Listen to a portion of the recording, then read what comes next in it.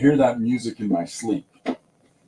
It's There haunted. have been times that I found myself walking around going, da, da, da, da, da, da, da, da.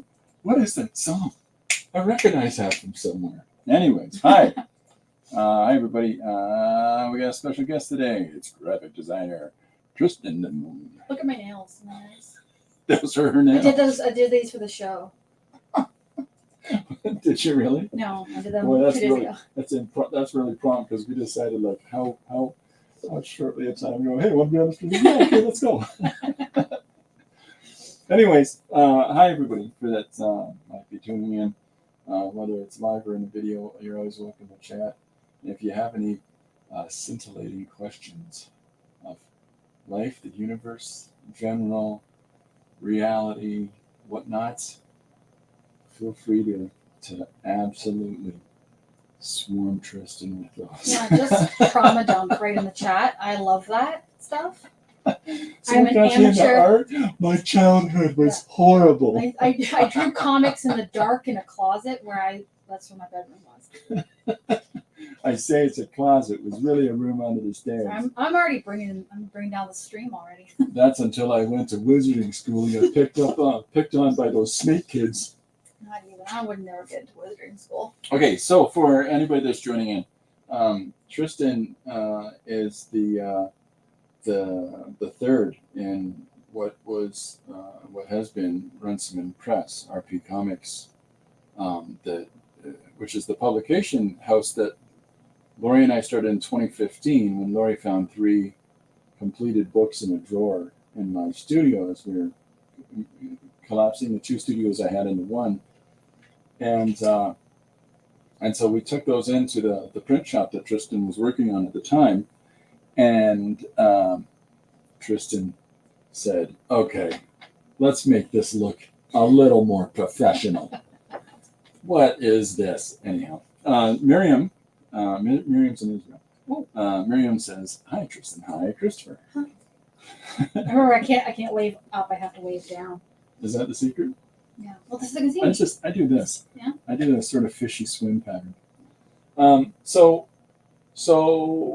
Tristan started doing all the graphic elements and helped me put together the stuff for the earliest couple of books. And then at that point forward, it became Tristan organizing all the graphic elements for the books. And whatever crazy notions we came up with, it was you that was designing all of the covers pretty much at that point. And the logos they're entirely you. And even the RP logo itself, well, what about just circle like a coffee stain under it? I got this. Yeah, and then Christopher learns Photoshop and puts me out of a job. No, but he's like, I can do these now. No, there's still so many different parts that we haven't moved forward on because for us, COVID shut us down. Mm-hmm. And even before the virus, because as soon as I said the COV word, I got tagged by some algorithm. But you can't have an independent comic company operating in a vacuum. You can't. And so because a lot of what we were doing and getting our materials out into the public and the sale of to cover the expense of publication of books was based on being able to put them into local stores and have people browse off the shelf. And as soon as the shelves were no longer accessible because everybody was trapped in their houses, that put a kibosh on a great deal of companies. And we didn't get walloped like a lot of other companies did financially because we just halted. Mm-hmm. But since then, Derek's 2 books, how many things have I done since then? 2? At least 1. Yeah, at least 1. And then the 1 page is in production. That's right. So, and then the new one is all together. It just needs to be fine-tuned. Yeah. And then we'll put it through, and we're going to put that through Amazon. So, but at this count, Linda says, hi, everyone. Linda's joining with us as well. At this count, you have done 73 books. around there. I stopped Well, counting it. no, you've been in every. I you've stopped been on counting at every book. 25. You've been on every book. Yeah. So it's 73 books Yeah. that we've published since 2015. And number 74 is about to come out. We've put, and some of these ventures that we've done, all the books are right there on the shelf if you want to showcase anything. Like I'm on the 10 shelf. Yeah. But yeah, so you've been the graphic designer for all the books that we've done in the course of RP Comics. That's 73 individual printings and publications, and we've published 250, 300 people, someplace in there, for the Comic Jam anthologies and the collected RP anthologies.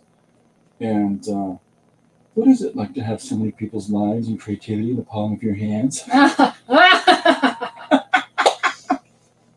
That's good. That's good. I just hide behind the scenes and nobody knows what I'm doing, and that's fine. It's fine. Jim Luan's joined us from California. This is Ayo. here's Jim's films Oh. with just to showcase these. Here's Revengeance that Jim did with Bill Plimpton, and here's some of his Ghettomation. You've got to be watching these. Seriously. Tristan right now is reading Paul Pate's books, and then there's your next. There we go. There's your next. My 4. reading list is just Chris's library. But Jim's a brilliant animator, and he's working on his new his first feature film Nice. that he's doing by himself, Fantastic. because that's how creative types work. In the deep I water. hate group projects too. And you may as well just do it all yourself. Awesome. So listen, I've got suggestions for today. Now, yesterday's thing that's in the scanner. Yesterday's suggestion was, I'll pop it up on screen for a quick sec. It is a businessman named Guy, and it says, so there's the text that's up on the page now. You can see it on the screen. But this was drawn in lightly in pencil, crayon, and then watercolor, painted in watercolor. And I did this last night during the live and finished it this morning during the live, and then did all the digital business afterwards. But we've got 2 setups today. So while we're going to chat and hang out, we have got a setup for each of us that we're going to work on some Shamil Shemazel Hearts and Pepper Incorporated. Fantastic. But What's your middle name? yeah, is there anything specific? We just got in a quick conversation with Lori upstairs, as she's doing a seminar about the inclusion of AI technologies into how it can be facilitated for usage for nonprofit organizations, and it just sort of, walloped both of our heads, because you don't think about that. You don't think about how that would affect. We think about it as stealing from creatives. We're never going to be allowed to draw again because the robots will do it, and mankind will die without creativity. Yeah, so for the side of the social services type area, and I went to a conference. It was mainly for design and other like creative fields, but they spoke about AI, and I got to talk with a leader that was looking into apps that they were using AI, but it was an app to reach out to people who needed mental health services. Oh, And they were looking into it's like, well, what's the limitation? Like, is it ethical to use AI there? It's totally outside of the artwork field, but it was very interesting to see outside of my main concern being art and design, what people are trying to use it for and sort of the moral implications. yeah. People don't think about the moral implications. I have noticed a lot of these websites where somebody is talking about Greek mythology or something like that, entirely AI images, right? And I watch these because I'm interested in the mythology part, and then I realize, man, I'm loving all these AI images. This is not good. Where am I on my ethics on it? Should I like these? I wish I drew that picture myself. Yeah. It's tricky, right? Like where do you go with that? Okay, before just before you respond to that, Mm-hmm. today's suggestion that we're both going to take a crack at, and anybody that's in the chat or watches the video is welcome to take a crack at. Please, if you do, send me the image and I'll stick it up on tomorrow's stream. But or whenever you send it in, I don't expect you to do it tonight, But today's suggestion is from Miriam, who's in the chat with us. It is how to get rid of a ghost. So I post that up on the chat there so everybody can. How to get rid of a ghost is today's suggestion if you want to write that down. And so we're both going to scribbly dibble while we're chatting. Chat. Okay, so where do you feel on the ethics of whether or not you like this these images, these technologies, these provisions? Like here, somebody is doing their whole website is talking about, I want to read Lord of the Rings. Mm-hmm. And then they've got tons of Lord of the Rings images. Maybe in this panel, Gandalf is wearing a motorcycle jacket, but maybe I know not. it's interesting because I go so up and down every 5 minutes because on the back end I've used AI to create some images for mostly for fun. I haven't put it out in the world or made money off anything, but it is very fun, and I've extended my own photography. Like say I've taken a photo, but I need it landscape, so I extended it and it looks great. So like that I can see as more of a using it as a tool as opposed to creating a final like commercial image. I've seen some artists and designers use it more as a mock-up for composition. And I think like in terms of like ethics and stuff, I'm cool with that level. But I think once you start sort of commercializing this AI, it gets a little tricky. It sort of cheapens the field a little bit. Like I've seen stuff go out in print and it's been AI generated because it's not quite right. AI has a problem with hands a lot of the time. I got a problem with hands. And it. Am I a robot? Sorry. Well, I've had my suspicions. No, but there's something about I've seen it being used for interior design images. Okay. But there's things about it where like, AI doesn't know that you wouldn't put that kind of knob on that kind of cupboard. It's not a human design because that's just not what our hands want to do, right? Yeah. But AI doesn't know that yet. So it's like there's these little tiny things that kind of give it away. I see. That it just sort of is like, well, you didn't really design that, did you? You didn't use that creative, like the brainstorming and the reasoning and the research or anything like that. There's no It just looks adjudication on whether Yeah. or not this makes any sense or stuff like that. It's just Yeah, because it's like toaster in the middle of the living room. That's an end. yeah, like in terms of marketing, like there's reasons for things. Okay. Yeah. And that but the customer's not supposed to know that. They look at it and go, "Oh, nice, I want to buy it." Right. That being said, the customer looks at it and goes, "Can I get it brown?" That being said, marketing is also evil. So like, I don't know what I'm talking about. Either like unethical EI, marketing's evil, consumerism is ruining the world. See up and down. Up It's and down. layers. It's all layers. Yeah. It's like an It's layers. apple. You know how you peel an apple? Yeah. Yeah, that's the reference. There you go. Yeah. Like ogres have layers. Yeah. Miriam has recognized that Christopher AI is a real deal. That's me, Christopher AI now. So from a graphic design standpoint, and all the different implementations that you've put in, right? Mhm. Like through the different positions that you've had, do you think it's going to change that entire industry? Like, do you think what kind of impact is it going to have, and how much? Because you hear a lot of creatives talk about the jeopardy that they're facing because AI can just, spit out things like hot fire and one degree of the amount of time it takes for an actual person to do it. Like a lot of the, game design and movie design guys are they're going to have some challenges.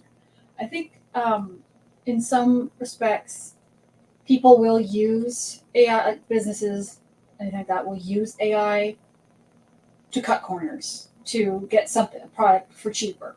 Because doing a whole big branding, marketing, promotion costs a lot of money. So people will do that.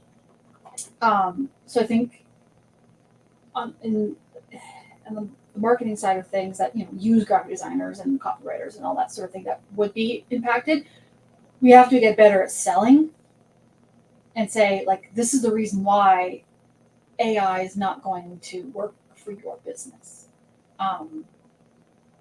Because, like, AI could be spitting out logos, but it could be, you might end up replicating things, or you ripping off something else. A lot of times, copywriting from AI, you run it through a plagiarism detector, and it dings it. Right? Oh, wow. Because it's just gathering from other sources, right? Well, now I know. Yeah. So, I mean, that being said, I do use it for cover letters, but, that's fine. So the thing is, there's uses for these things. But I think it says in this paragraph that I'm exemplary 3 times. And I've spoken to people in the game design world, and they're seeing AI be used for more like background art, because it's quick and easy and cheap, right? Yeah. But as far and I know people have used it for coding, like if they need a little snippet, ChatGPT can find that for you. So it aids them in their work. I think it's the same thing as if you go through school paying someone else to do all your reports. Never did that. You might still graduate, but you don't know anything, right? Boy, I know some kids that are in trouble as adults. So I think people can tell when there's no human element to art. Yeah.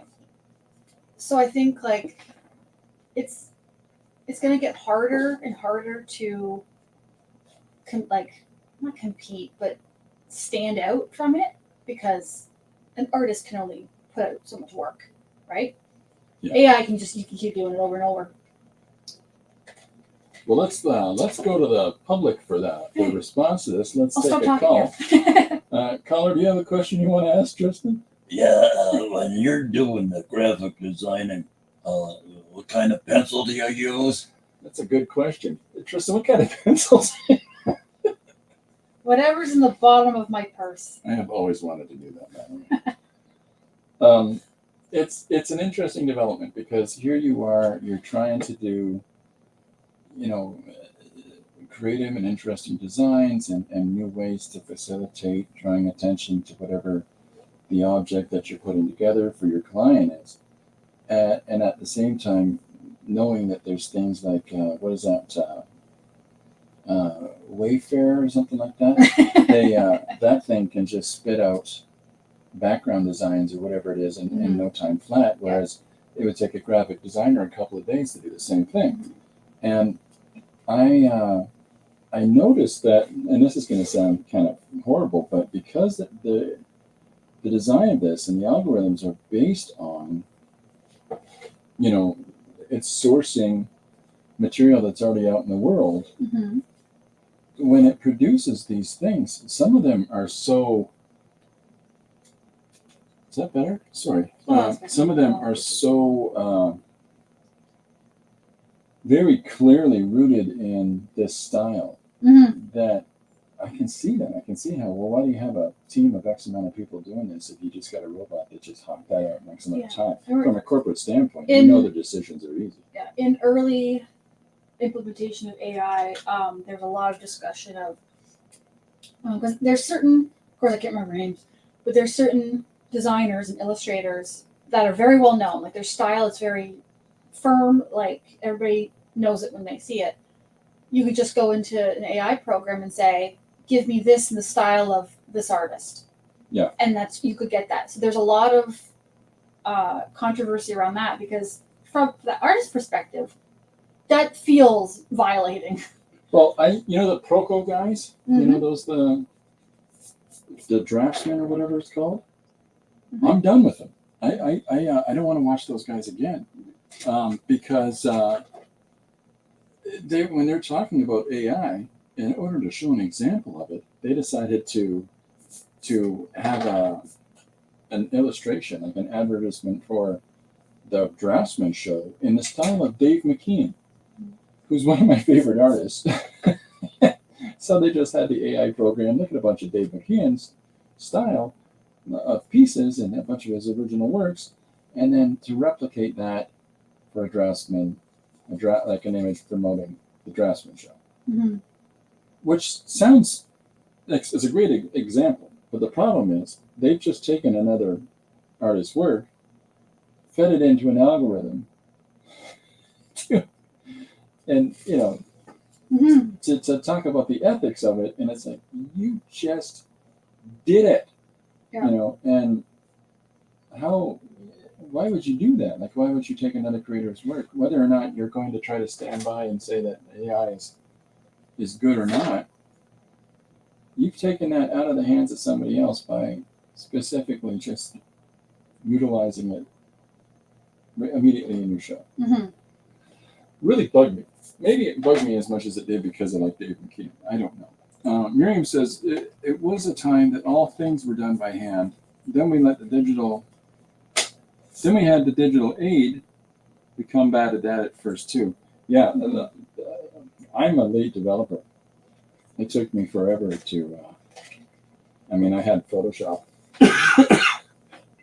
15 years ago, and it lived in a drawer until I finally started utilizing it. I don't know, what was that, 2018?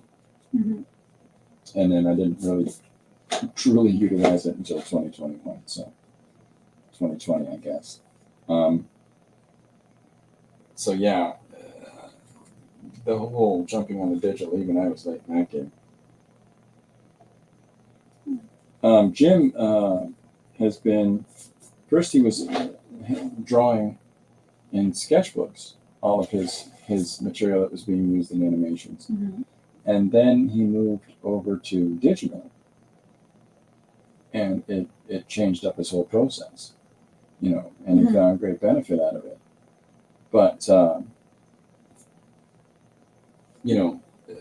it's like we're all of us as creatives a little bit slow on the jumping in for the most part. Now, of course, there's people that are like, I was right in there at the start of it all, and I've used all these different programs, and yep, there's always that. But most people that I know jumped in a little bit later. Mm-hmm. I find like if you work in one medium, you try to get really good at that, and then there's another one. So you're like, do I or do I stick with this? Like I've always liked doing roughs, like sketches on paper, and then scanning it in and coloring from there because I'm terrified of ruining the sketch I just made by painting it or something. Yeah. But that's was just kind of born out of fear rather than using technology or anything. But so as you can see, I've been erasing over and over. Chris doesn't erase anything. No, there's paint over it. Yeah, it just keeps going, which is something I try to do. I keep working on trying not to be precious with my sketchbooks and things. Well, it's got to be a comfort zone for anybody, Yeah. right? Like whatever method that you use and whatever the technology or the traditional materials that you're using to put together your imagery, you've got to have some degree of comfort. Yeah. And that's tricky. It takes time, right? My whole scribbling on a piece of paper before I draw on a thing was the thing that I used to break through it. Mm-hmm. And so, yeah, but like here I'm drawing on a piece of paper that has had, it's called a Braille off page. Mm-hmm. So that when you're jelly plating and you put acrylic down on the jelly plate with a brayer, like a roller, then you roll off onto a side piece of paper. Yes, Well, I save these and then I do 1 pages on those too. Yeah. Like I just, I've made nothing sacred. So, I've made greeting cards that way. oh, super cool. Yeah. So it's already a modified surface for me. So there's no concern or hang up about, well, what if I make a mistake on it?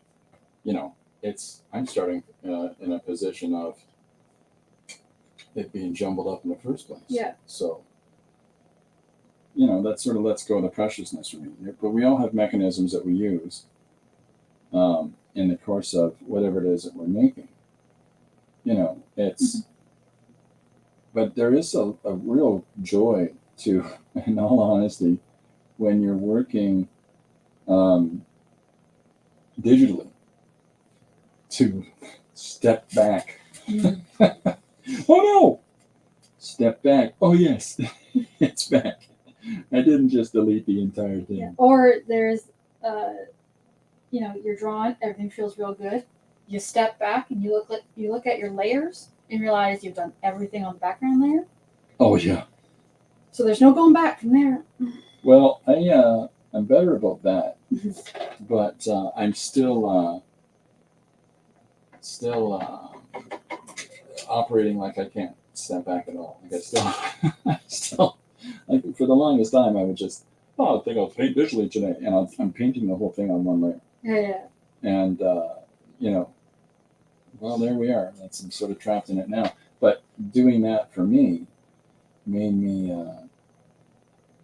just go into the moment and stop thinking about all the outs and just look at it from the perspective of, well, here I am. I'm on this layer. I'm moving forward with the painting no matter what, because I have got no way to excuse myself from trying something out. Maybe I just have just general commitment issues. I don't think it's you. I think I might be crazy. Miriam says that's the worst all in one layer. Yeah. So if anybody has any questions for Tristan about graphic design stuff, please feel free to ask or what are the challenges and pitfalls of being my friend? Don't ask that. I just use him for his car. I kid.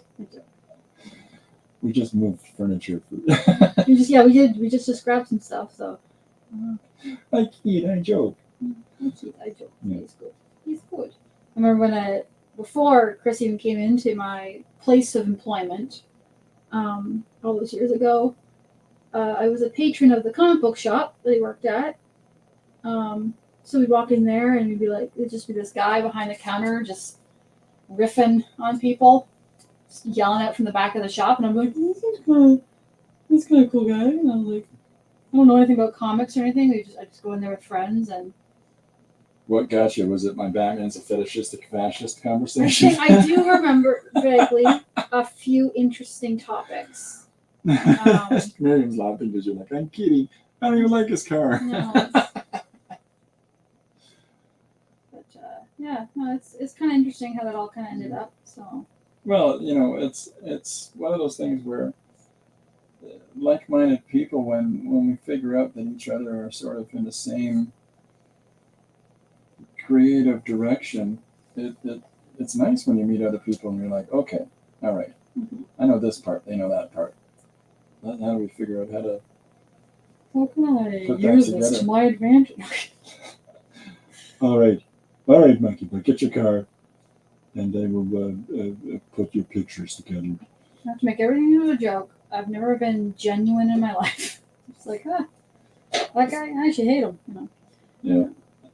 It's a problem I have, but There's and the place that you worked at is no longer there now. Nope. And took it down with me. That branch didn't last too much longer. No. And then where I worked, and I'm no longer there now myself. So it's completely different now downtown. The dynamic of it too, with all the craziness of this, the urban situations that are going on in North America. Just nuttiness in general. Yeah, along that lines, how odd it is to tell prospective employers the last few places he worked at no longer exist. Well, that's it, right? Like, it makes him a little uneasy. but that's the thing, right? Like but that's a common case. I mean, that's a common case right now with the virus. A lot of places have amalgamated, or a lot of places have closed up these shops and focused on those ones, and there's a lot of change that's going on. Yeah. So. Overall, for the best. Yeah, well, it's just change for change's sake, right? When you think about, so this is my headspace on the whole adaptation to this AI and things like that, and just digital technology when it came in and all that sort of stuff. When you look at, and depending on where you are, when you look at here in North America specifically, all these empty office buildings. Mm-hmm. They're largely, a lot of them are empty now, and they're considering ways to adapt them to an alternate usage like apartments or some such, because there's just nobody in them. The companies have realized that they don't have to have all of their employees in one place and paying rent on the business, because they can satellite everybody out to have to work in their own houses, which is, I don't know. See, I couldn't work for somebody else in my own home at, a tow truck company or something like that. I just couldn't do it, because it would feel like you've never left work. You'd really have to figure out some sort of method Mm-hmm. to separate your living from your job, or else you'd always sort of feel like you're too connected to the job. Maybe that's just me. That might be showing, my disconnect from the age, but Yeah, I found as time went on working from home, I got too comfortable. oh, is that right? Yeah, like I started to like going into the office, because it's like I woke up on time, I got dressed, got a coffee, went to work. But at home, you're rolling out of bed at 8:59, and maybe your nap runs a little bit long over your lunch break. As long as you get your work done, nobody notices. But you start feeling that, like, oh, I'm you don't feel great about yourself after a while. Do you remember? I was talking about this earlier with somebody. Do you remember the early days of Zoom and all of that? Because Yeah. people were working from home. Yeah. And people were getting outed by family members, like, "Dad, how come you're wearing your suit?" Mhm. And, but then you also got your pajama pants on. And Dad's in this multi-million-dollar meeting with other people. Yeah. Funny story, because I can tell it now because I don't work there anymore. We had they call it town halls. A lot of companies do like a big company-wide or department-wide thing to talk about how much money they made. Like with Jimmy Stewart at the front. And the CEOs are all there and they're talking and whatever. So it was a big Zoom thing. All the CEOs, all the higher ups with their cameras on and everything. And one individual was talking about. I have no idea. I was very distracted because behind him was a nearly nude, muscly man walking through, opening the fridge, looking through the fridge. Oh no! You can see the guy, like he can see him, and he's trying to move this laptop a little bit away because just oblivious behind him. And I'm like, well, I just got a glimpse into your life, and I'm not mad, but I'm sure your employers are not too pleased. They're not as pleased. Yeah, so you do have to, I thought I was cutting it a little risky, not wearing like actual pants on my calls, but The professional up top, and then at least don't have a naked person comfy down below. It's, walking behind me. Yeah. Yeah, it's a strange dynamic, that's for sure. Yeah. Jim says a spawn. That's how you pronounce it. It's got a W in it. Spawn Spoon. versus venom. Oh, spoon. Wait, am I I in thought you were the talking about spoons. wait? Am I in the wrong chat room? That's Jim's comment. Oh, that's okay, Jim. You can stay. It's easy, Jim. I was gonna say this is The looking a little answer? spawn like. The answer is Batman. The Batman. I'm Batman. Have you seen the comics Batman and Padman? Batman. Batman, Padman. They're great.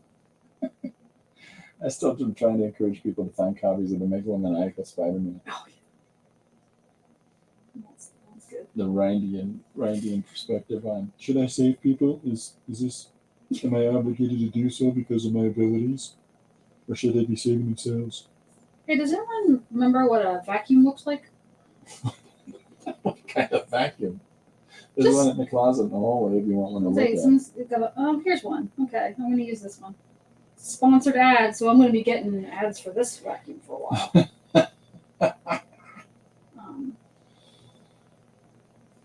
I'm not good with things that actually need to look like the thing they are, or else people Well, notice it's I s- off. I still stand by make it look somewhat representative of it. Yeah, But yeah. you know, if you've taken liberties and you know your own stylization comes into play, then so be it, right? Yeah, yeah. Miriam says during the pandemic, the sale of pants went down. Yeah, they did. Pants? Who needs them? I work at home now. All right, everybody. Before we get started in this meeting, let's all stand up and do some calisthenics. Yeah. Oh no! Half of the people in the chat their screen goes black for a second, and they come back in like I'm a little exhausted because I had to quickly run into the other space and put on some. Yeah. You got to figure that happened to somebody. Yeah, there's definitely some differences and some transitions that are going on, and I think that this next 50 years. I think because we've seen so much change, you know, in my lifetime, we've gone from porcelain rotary phones that you sat, you know, aside at a phone table in your household where it was permanently affixed, you know, with its limited size cord. And if you grabbed the phone and answered too quickly, you could potentially knock yourself out. To, you know, everybody having, you know, digital everything, right? But it's a weird thing to think about that much change just in my lifetime. But in the next 50 years, I think it's going to go bonkers. Mm. I think in the next 50 years, you're going to see not just technological changes and the application of societal change, like because you used to have a fleet of 50 secretaries on a floor that were all doing clerical stuff for this corporation. And now you've got two people that can do all of it with a computer, right? So there is so many changes that are happening that I think it's going to get even weirder because now we're going to realize that we don't need these kinds of buildings and we don't need this kind of an infrastructure and you know, you're going to see changes to the development of the home space. It used to be the father's office, you know, the Victorian era, you'd have, you know, the father's den and his office and his space over here. Oh yeah, I guess even smoking rooms back in the day. And now that's all gone, of course, but now we're going to be moving back to that dedicated office space in homes, right? Mm-hmm. So and generationally, there's going to be people that this is what they've grown up with, this is what they know. Mm-hmm. So, you know, they're not going to think there's any other way to. I've already entered into the back in my day age. Oh, it's all over now. It's already started. It's over. Give up. So, you know. That is a sign of. Because literally, I can say Yeah. back in my day, bread cost 99 cents. Oh, the bread qualifier, right? Yeah. 65 cents. Yeah. I can remember Yeah. 65-cent loaves of bread. It's like house prices were a raspberry and a song. Well, in London, a 3-bedroom brick house in this city in the 60s went for $25,000. And that same house in this city is about $600 now. Yep. So, but Yeah. that's because things are kind of normal, right? You know, like the delightful haunted place we just drove past. Yeah, there's this property near my place, and it's literally like a box trailer. It's got sort of rust on the sides, or was that algae? It's I algae. think it was algae. It's algae on Yeah. the side of this place because it's been derelict for a little while. Yeah. And they're trying to sell the property for $650,000. Yeah. And it's, you know, Canadian, so that's like a nickel American. Yeah. And it's just insane. Like that house is nothing. That house will disappear as soon as they get Oh yeah, yeah. going with it. But and they'll build, you know, they can build 2 houses on that same property, and that's what's really being sold is the land. Mhm. So what a weird age we're in.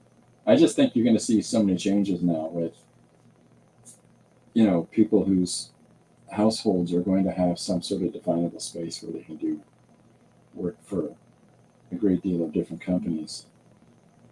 without ever leaving home, right?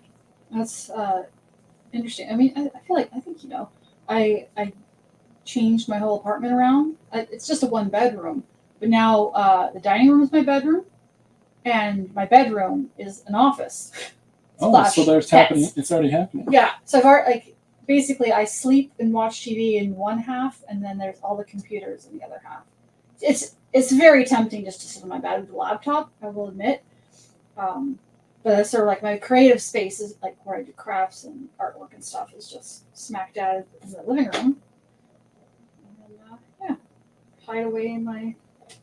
Well, it's the one place in my apartment that doesn't have My Little Ponies in the background. Try to be a little professional. Try to. Let's try.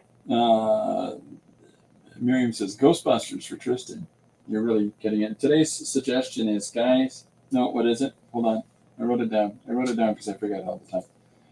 How to get rid of a ghost, and that suggestion comes from Miriam. Miriam, she's already figured out my joke because it's Dustbuster, Ghostbuster. Ghostbuster. Yeah. Oh my God. She's rumbled me already. There you go. You found your audience. Yeah. Well, I love a pun, a terrible pun. Not me. I've never made any in my lifetime. I'm pretty sure of it. I've never told a single dad joke. I used to walk into your shop, and the first thing I'd hit you with was a stupid dad joke Yeah. all day. Yeah. Hello, let me aggravate you the moment I walked through the door. And then I was like, does this guy even work here? How the fuck is this guy doing? There's a book I wanted to show you. It's published like I think it was like 1982 or something like that. Yeah. But it's a book of visual puns. Oh no. So it's just in black and white. It's just a series of pictures, and you kind of have to work out what the joke is. And they're all so terrible. They're so bad, but I love it. There's a book on this shelf right here that you need to see. It looks Victorian.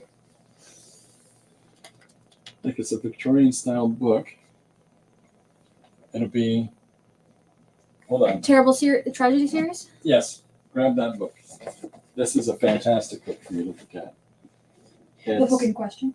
Because it is ridiculous. Because it's nothing but just the most goofball. Oh my! Yeah. Oh, okay. Yeah. This is. Takes you 2 seconds to get in before you realize Yeah. this book was written for me. Yeah. This is terrible, and I love it. Here, show a couple of things. Just- Who's it it might- by? Who's the book by? It is written and drawn by Benjamin Dewey. Yeah. I like this. It's just a narwhal in a. Flip it over. Oh. Narwhal in a museum. It just says, "This is why we can't have nice things." Hilarious. Hilarious.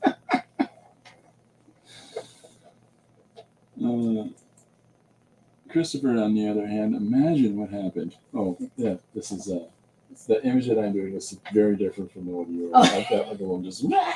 This one, the recipient of these gory offerings for fresh fruit. That's ridiculous. I love it. It's a fantastic book, and it's just so dense with there's just so many. Let's knock the whole of thing over. Yeah. Who you got going over there? these. This. Is he on fire? Yeah, we're all on fire deep inside.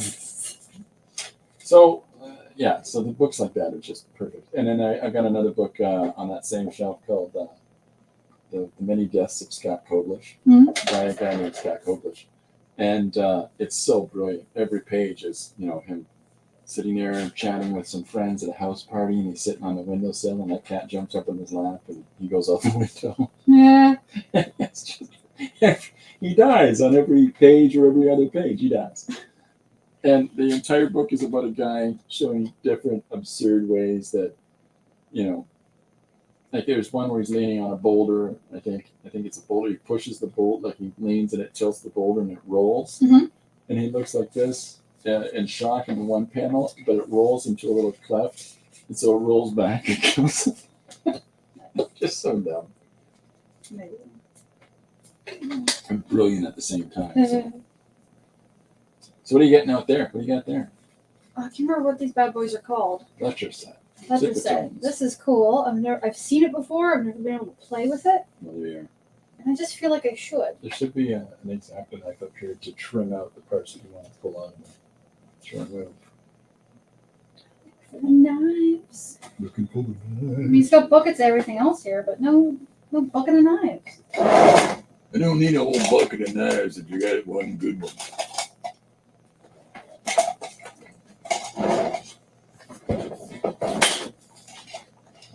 It's gotta be over there. I may try some water diffuser. Pipe. Some skivers.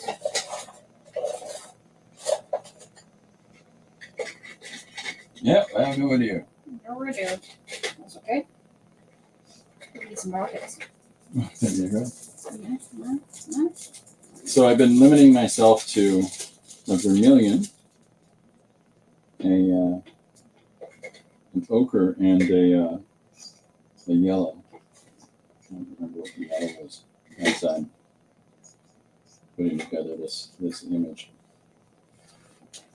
And just playing, making somebody's faces. They're having a not so great day. This is a rough moment for them.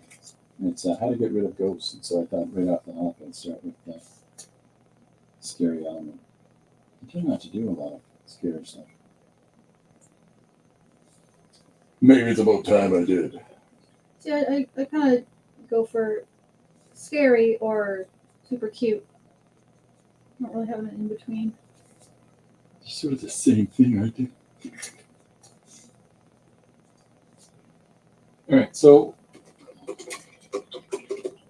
yeah, that's looking really good. I like it.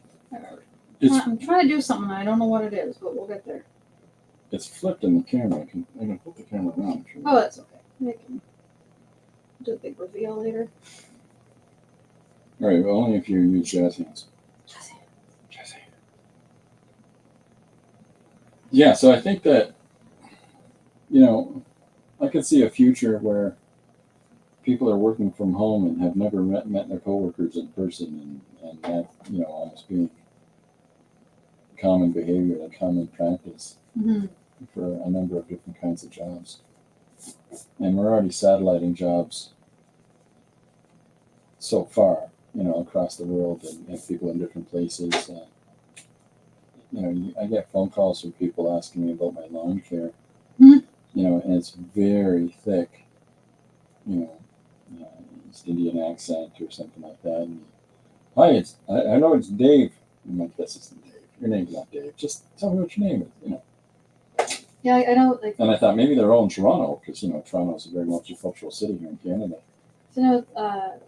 Circling back to the previous discussion, because I know, like, a lot of sales, customer service type jobs have always been under threat of outsourcing. I'm wondering if AI will move into take over even more of that Probably. kind of thing. To some extent, yeah.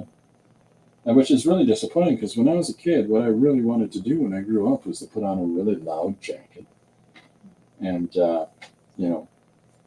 schmarm people while I'm selling a giant floor model television. I don't know, and it's awfully expensive. Oh, you're letting the little wife make the decisions, eh? That kind of Yeah, thing. yeah. Just don't leave their house until they buy something. But Apparently, well, that counts as unlawful containment now. So gone are the days of the two people walking away from the wife in a marriage and saying, "Let's talk amongst ourselves as men. Yeah. Do you really want this, or are you going to listen to the little woman?" It's too bad all that's gone now, isn't it? I hope people can read the sarcasm in my simpler voice. times. Some of these people can be like, "You know what I heard this guy say?" Get canceled, man. Cancel. Yeah, right. Yeah, nobody's ever gonna watch the stream again. I don't care if he's doing them funny comic stories. What he said about televisions.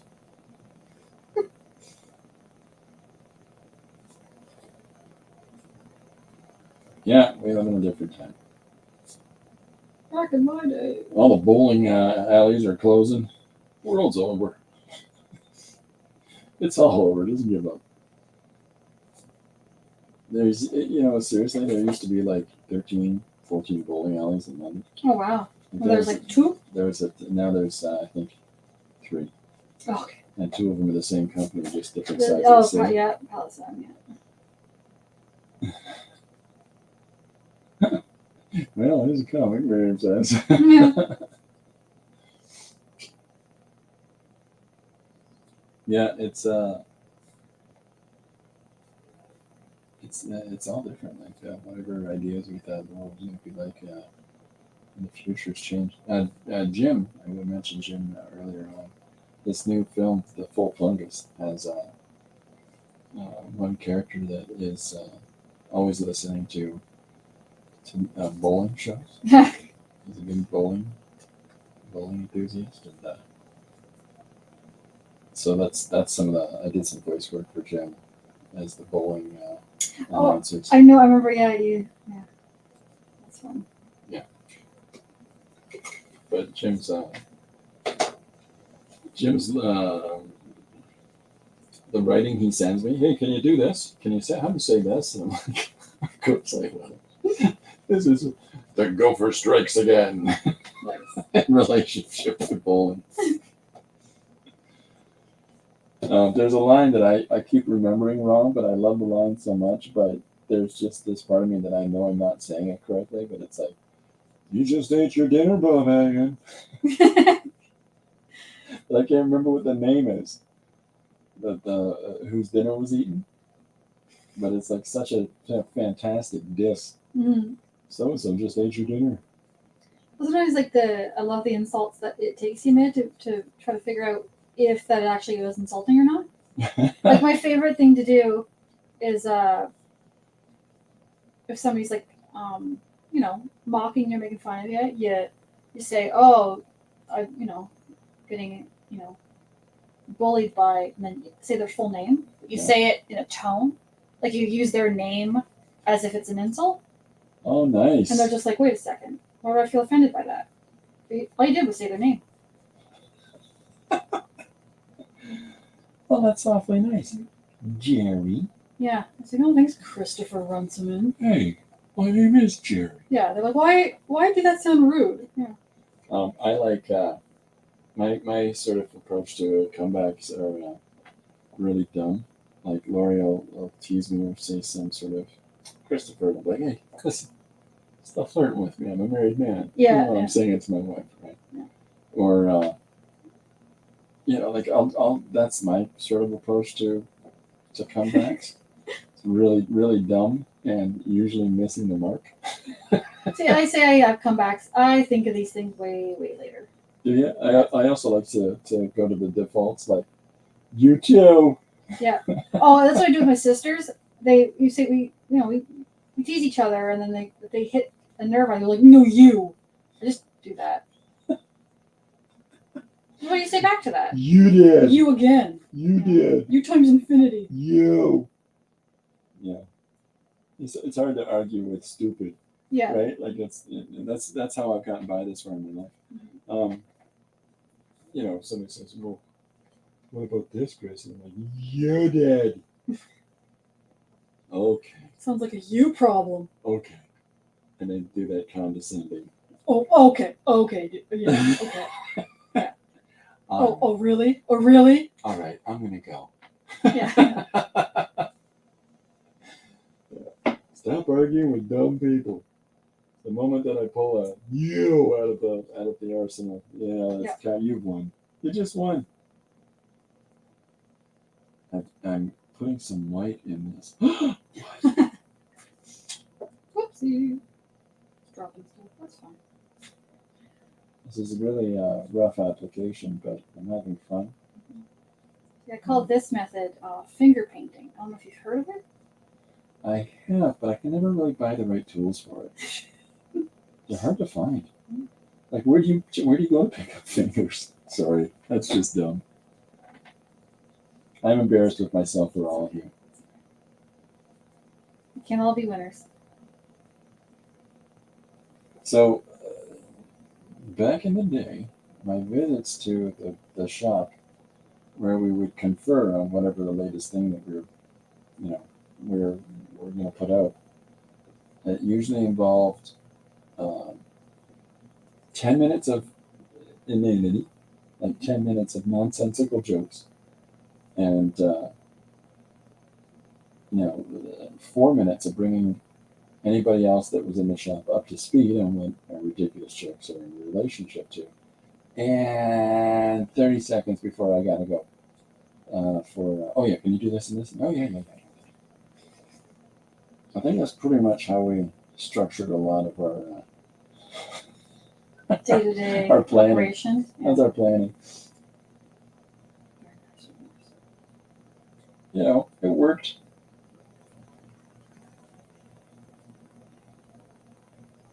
Scary ghosts. Ooh. It's coming together. I'm starting to creep myself out now.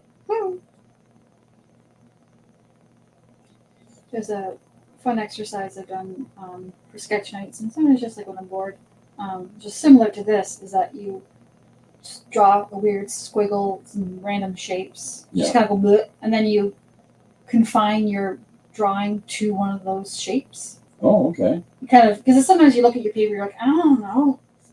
But it helps, like, and then you have to like squish an animal or get a face out of something. And From the, what was it called again?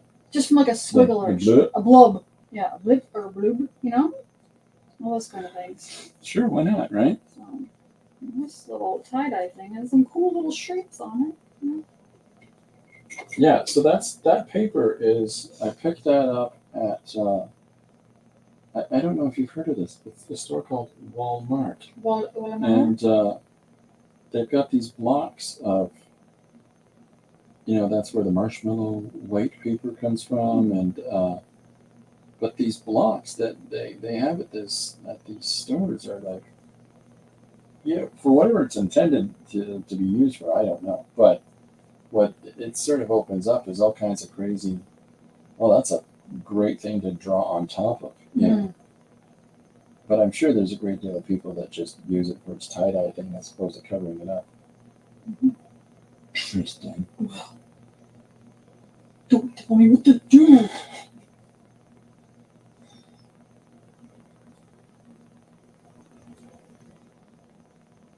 So the paints that I've been using, they don't have enough body in them. I've been trying to layer it so that there's a raised tone in the pigment as going over this area and having more and more clear base color, like the red or the yellow, that it should pop out. But because there isn't enough body in this paint, it wasn't going. So by putting the white in, it's finally may be able to pull these values out that I wanted. So, but it was a lot of floundering for a while before I got there. It's fun working when you've got other people that you're able to work with, and this is why I think a lot of the online community is having a great great interactions with one another in different streams and like, because the benefit of being able to just engage with another person. This is a new thing that I've discovered too. Lori takes part in. There's a site that she utilizes at times if she really wants to sort of force herself to really have to sit down and focus on something. There's this thing where you go on and there's somebody else who's trying to make sure they stay focused on something in their home office. And so you say, well, I gotta get this done in the next hour. I'm like, I gotta get that done. And then you leave a camera on that you're both working in your space. Mm-hmm. And then you check back in whatever the allotted amount of time is. I think we're going to see more of that. Yeah. I think you're going to see more practices like that being utilized. It's kind of interesting. It's different, that's for sure. I'm chatty. I can't do silence in a room usually, and I'm going to end up talking to the person, and they're going to be distracted again. Excuse me. I'm an actuarial, and I'm trying to focus. Hey, mate. Do you like puzzles too? Yeah, somebody's probably tried to organize one of these for creatives and realized how much that would backfire. No, darken it. It does not. What's that? I was trying to layer pink over the red, thinking give a little bit of. No, it doesn't. Too close. What about putting some white in there first? That would help me do it. I'm really having fun doing this first panel. Yeah, I'm trying to see like how it's showing up over there. Well, there's an image on the. Oh no, yours is just popping. It's flying right off the page. Is that a vacuum? Oh my god, it's definitely brighter on the screen. Yeah, it is. I did this stream this morning when I was having a hard time with the focus in this one camera, and so I sat down after I'd done the stream for a good 20 minutes and just went through everything. Like, and it turned out that the problem was in StreamYard here. Is that it had switched off of, like, I got it back on 1080p for the amount of information and clarity that I can have in the screen. Yeah. Because it, for whatever reason, switched to like 7 something. And I had really gone through, I read this manual, and I'm like just really angry at this not very expensive camera that I just picked up. I'm like, why aren't you focusing? You focused before. What changed? And it was the StreamYard for whatever reason said, no, we don't want to, Not today. We're done. we don't want to work with any sense noise.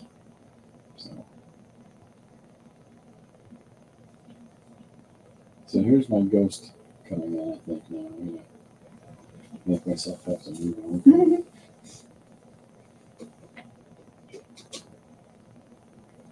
Yeah, it's definitely. I was going for subtle in this piece.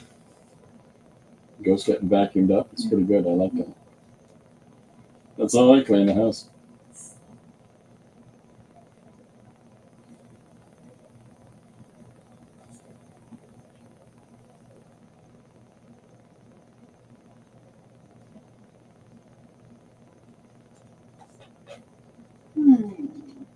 So is it part of a larger narrative? Like, are we going to do more images, or we need just a static image and then emboss like the humans or whatever else? I like that. Yeah, kind of like a one piece kind of. Oh, it's reversed. It's reversed in the camera for people that are. And so Miriam says, I was trying to understand what Snamu was. Oh. A secret. Never even thought about that. Snamu. Check it out, Snamu. You know what I mean? Snamu. Huh? Yeah. Happens, right?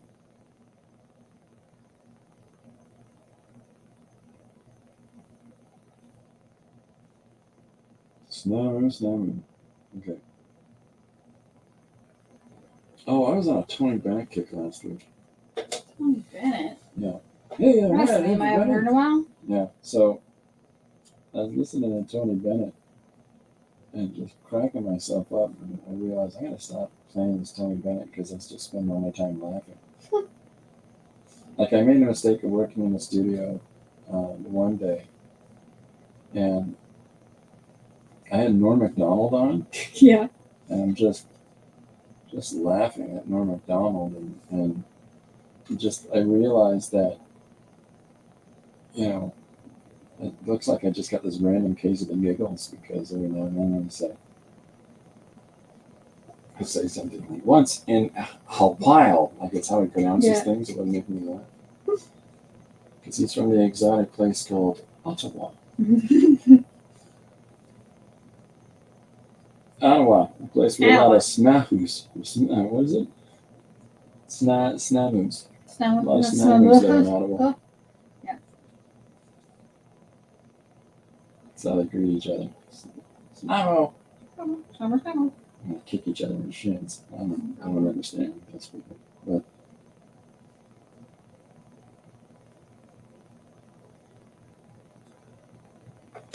that's the way our president, Pierre Trudeau, likes it. I'm very up to date with that. Oh, of course, yeah, that sounds about right.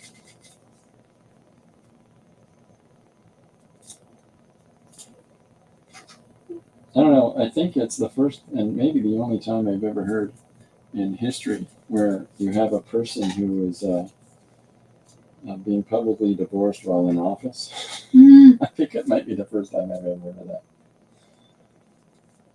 yeah, It's just weird. I forgot about that.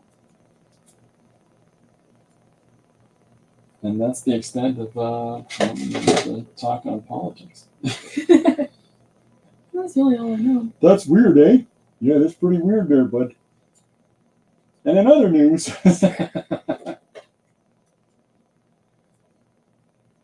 here's some crazy politics for people. Did you know that in Germany and France, they're doing these huge protests against their governments, a lot of the farmers, because of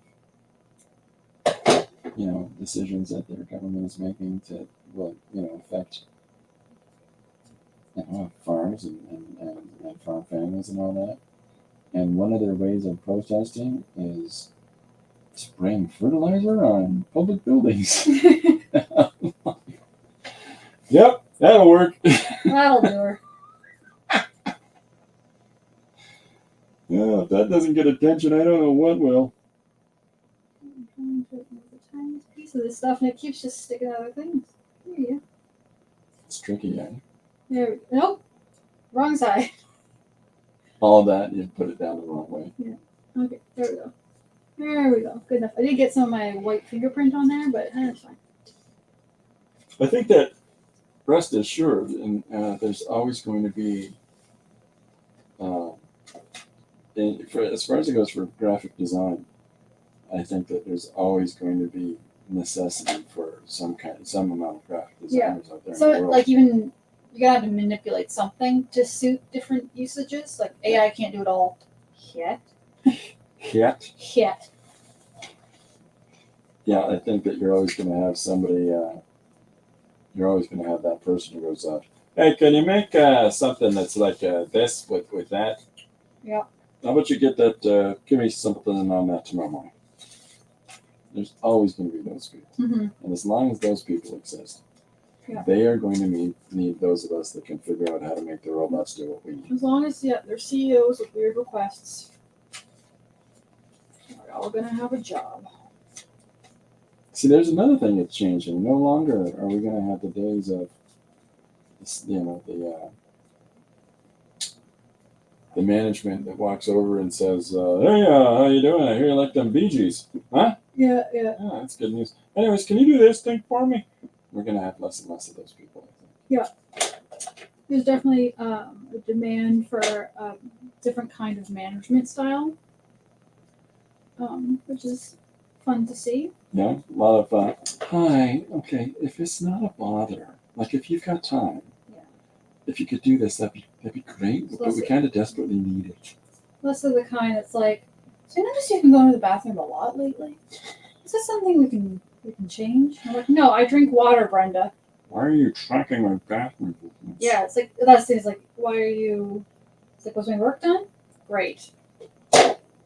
Here's the joke that's gonna gross out half the people that might watch this stream. Brenda, has this company provided me with a bucket? Yeah. No. Excuse me? Has it, Brenda? Answer the question. One of my favorite things, like, I've heard from a lot of creative people. I mean, not so much management. Those people. Yeah, is that creative people? Part of the process is sitting and staring at a wall. Sometimes you need the moment, not actively doing, because it's all happening up top. Well, I'll actively close my eyes to think about how something goes together, like how something works. And some people can do it quicker than others, right? I do a lot of staring. It's the same thing. It's just a different iteration of it. But Mhm. I'll actively close my eyes and go, okay, that's how the toast pops out. And it just looks like, where did he go? Is he awake? Yeah. What's just happened? There's Well- something happening here. Yeah, like I know, like people walk by my desk and they think I'm not doing anything. I'm like, no, stuff's happening. Is it because you're standing on your head and humming to yourself? Well, I mean, it could be part of looking it. out a window. Yeah, maybe. I never really, Tristan, I'm working. Hello, I'm very busy right now. This is my process. Trust the process. Exactly. The process sometimes doesn't have product at the end of it. It doesn't mean I wasn't doing it. Listen, just because sometimes I will spend a week and not accomplish anything does not mean that I'm not trying. You said give my best, okay? This is what it is. Next week, though, I'm telling you, things are going to be happening. Oh, you're gonna be blown You're not away. even going to keep up with it. Oh, okay, next week, man. Oh, don't even ask me about next week. You'll be like, wow, she's working in it's just a blur of action and momentum. You just hold on, just wait Just for it. spit on my drawing. What's that? Just spit on my Did I? drawing. I'm No, sorry. I did. Oh, you did. Hmm. Action and momentum. And they'll know what day that is, because that's the day when you come in and you walk into the place with a real arrogant gait. Yeah. Because last night you had an epiphany. I had an epiphany. What do you call that? Wiffle? One of them.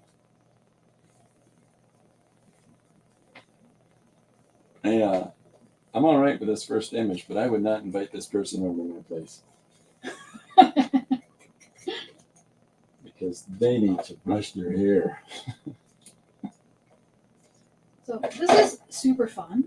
I don't know if it's easier than shading. Is to use the Letraset. Yeah, but I do like this because I like stickers. That's that. Well, that's it. That's it. Sold. Yeah. Let's get stickers on it. I'm in. It's something about like I like the hands-on. So I was thinking back. I've had supervisors and management and stuff that they came from the design days of cutting out the letters Oh yeah. of the newspaper, things like that, right?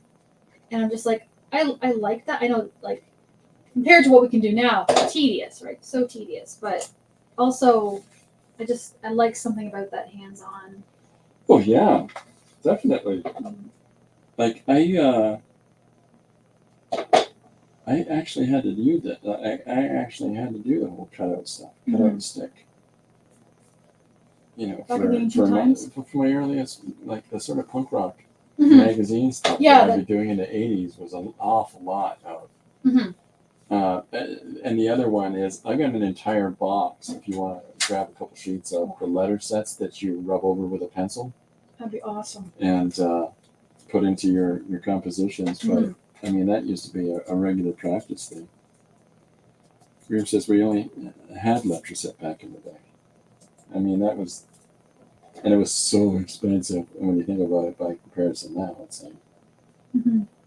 compared to having to set yourself up with digital programs and the like, it really wasn't, you know, by comparison to how it is for people that get started now. But once they buy these all-in-one tools, they're off and running in ways that we never could have imagined. But I do think that it made us be a little more outside the box creative. Mhm. Like when you think about, for just a minute, like in Canada, we had all of those TVO sponsored animations and sand drawings and that were films and all kinds of different stuff that was coming out of here in Canada. Maybe it was the CBC. I can't remember who was doing it, but or when you think about Terry Gilliam's art for Monty Python, Yeah. that's a lot of cutout stuff. Mhm. You know, and he'd cut out a pair of feet, like he'd do a drawing of a pair of feet, and cut them out on paper, and then he'd take a photograph of like the Queen, and then he'd draw her walking across the scene. And I mean, the body would be totally static, but here's these little feet doing this ridiculous walking motion, and brilliant. That's absolutely brilliant to think like that, right? Mhm. Like, My favorite is the hedgehog that goes through the town. for Gilliam? Yeah. Oh, nice. It was on one of the. It was a Flying Circus episode. One of the well, is that the Zealander Zirkus one? It might have been, but I remember there's a. So many good jokes in that one. Yeah, comes over the horizon. Like John Cleese as the woodsman's daughter. Yeah. He's walking through, knocking down trees and eating a giant piece of mutton. Oh, so good. You could tell the humor that affected me when I was younger. It was clearly stuff like that. That or Rowan Atkinson with Blackadder, and of course, eventually he does Mr. Bean, but Blackadder was just Faulty Towers. There's another John Cleese. He's leaving England, man. Oh, really? Yeah, he's leaving England. He's sick and tired of the country. He's sick and tired of the politics, and so he's doing it very publicly. He's making it very well known. So Where's he going that he's not sick of the politics? Oh, probably some warm island someplace, or Los Angeles, because you're switching up for good. That's a better choice. Because there's not a lot of differences in Western countries. Mm-hmm. Or I was gonna say, I love John Cleese. Love him. Love his comedy. I don't feel that bad for him because, rich man. Well, I don't know if he's so rich. He always talks about how much alimony he has to pay. But he's got 5 wives. Yeah. Eric Idle had a great joke. They were being interviewed together, and is there anything he would have done differently? And Eric said, "Well, between us, we've got seven wives, and not all at once. 5 of them are past wives, and between the 2 of you, and it turns out that John has 5 of those. Yeah. That's 2. Yeah. So it's like just great, just wonderful that they can joke like that. Yeah. That's such a crazy thing, but that's what that kind of humor is, right? Mm-hmm. There's the alimony payments in a nutshell. 5 ex-wives. Holy cow! I was competing with Henry VIII or something. Well, I don't know if they have the giant houses. No. Well, how would I sort of indicate that the vacuum is shaking? Well, and a lot of people that would do illustrations of it would put those vibratory lines on either side. Yeah. So it looks like it's like that. Okay. I don't know if that works or not. Or another thing that you can see people do is that they'll take the form itself and do like a tracing form Yeah, of it like in another color. What's the word? Basically, a ghost of the thing. Where it's Yeah, and then or they'll also like do, look, the 3 shadow principle. Like there's the cast shadow and there's direct shadow, so it'll look like like the kids are doing these days in the hip hops. Here's a reference for people that are not in their younger years. I realized today that with my toucan and with my cardigan sweater buttoned up, as I was about to head out of the house, I realized I looked like Relic from the Beachcombers. I don't know if anybody knows what that knows of that show or not, but for those of you that do, yep. You reevaluate your style a little bit when you realize you look like a really weird character from a random show from the 1970s, 80s. Some Greek guys that have a logging camp in British Columbia. They're constantly saving towns from forest fires. Constantly, or good guys. Somebody stole such and such's boat. Everybody get after him, eh? And they're almost out of the marina. That's a whole episode. But Relic was this character, the cantankerous guy who was always begrudgingly helping out in whatever scheme was, put together by the main star, played by Bruno Jalusi.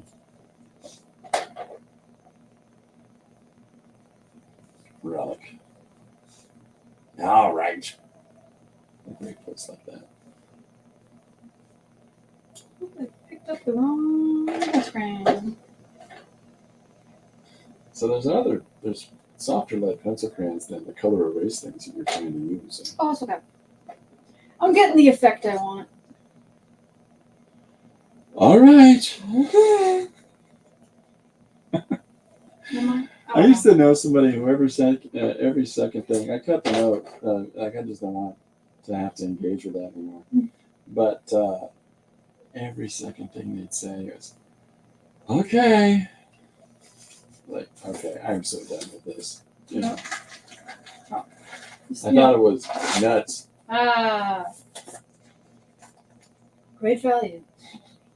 Dutch nuts. That's not the package that you just showed isn't even what's inside there.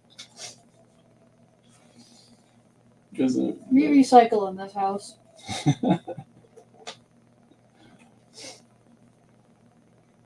So now I've gone the whole scary ghost face, and now I'm doing the scary ghost movement as the ghost is walking towards somebody. You can't kill us, Phil. We're already dead. You know. Or whatever the ghost says. Ghost.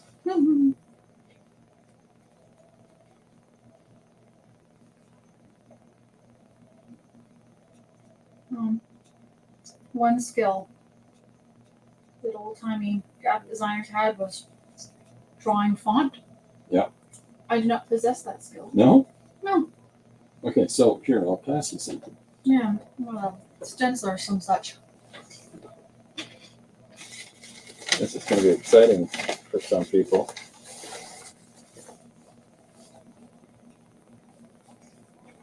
Letraset. Letraset. Oh, here, we'll do the unboxing. We get the title of it in there. Bam! Boom. There it is. It's Tersodet. It's reversed, right? See if I can flip that camera. I don't know why it's reversed. Feel that, guys. Today we're unboxing. Okay, you gotta move over Oh, which way? the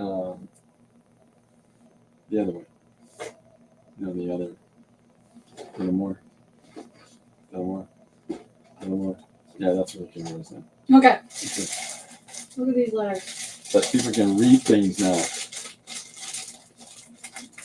Take a little glimpsey poo. What's going on in here? Oh, thank you. Tiny letters. Tiny letters.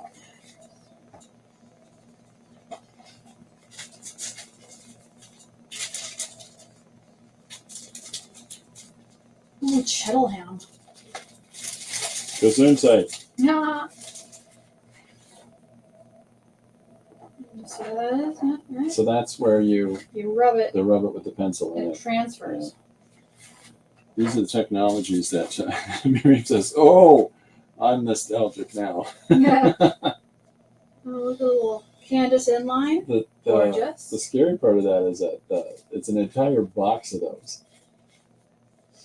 Oh, Tabasco medium? I found a place that was selling them for $1 a sheet, and I would just go in like $20 and just walk away with this, pile of this entire Oh, man. beautiful Yeah. sheets. If I ever came across that, I'd be like, yeah, give me. Bijan's downtown, Oh, they still have one? back corner of the building. Okay. You gotta go walking I have right my in the own back into a room that you're like, am I allowed to be back in here? I have my own personal issues with Bijan, but damn if his store isn't amazing. There's a place in St. Thomas that I've been enjoying going to called the Craft Hive, Oh, yeah, you mentioned the Hive. Yeah. and I really like their shop. Okay.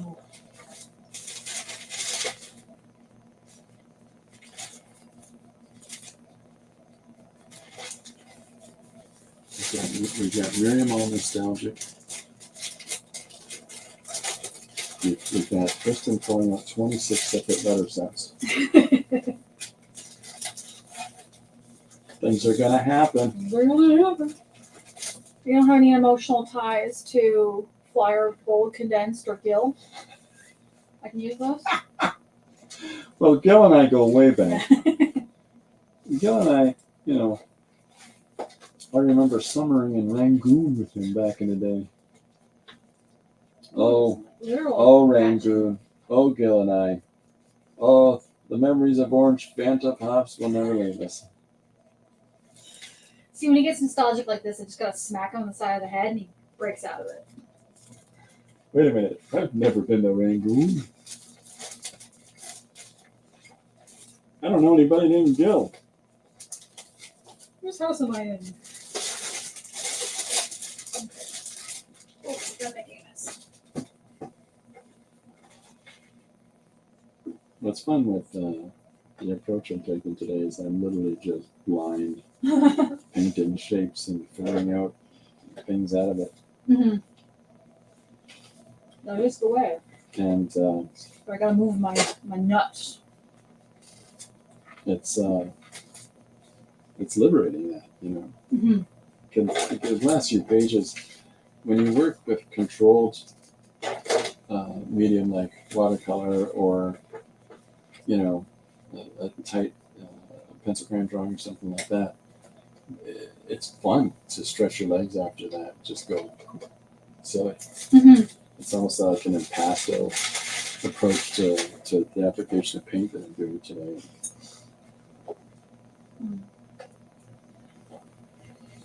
No, not there. Ah! Okay, this is our first attempt, guys. Attempt number 1, folks. Here we go. Is it gonna work? Now, did you put a pencil line for the line of text that you're going to put down Hey, maybe that would be a good idea. Now, I've understood that that helps people out. A ruler? No. Something. Damn it! I got a freehand. Oh, there you go. Yeah, because I was thinking, worst case, I'll just go for that like ransom note kind of cutout look. There you go. I meant for this line to be all wobbly. Yeah. I meant for none of this to match. That's how I approach a lot of projects. And just say, no, this is the feature. There's certain go-tos that you can fall on. Like this was an artistic choice. Yeah. It's almost creative like when license. somebody asks,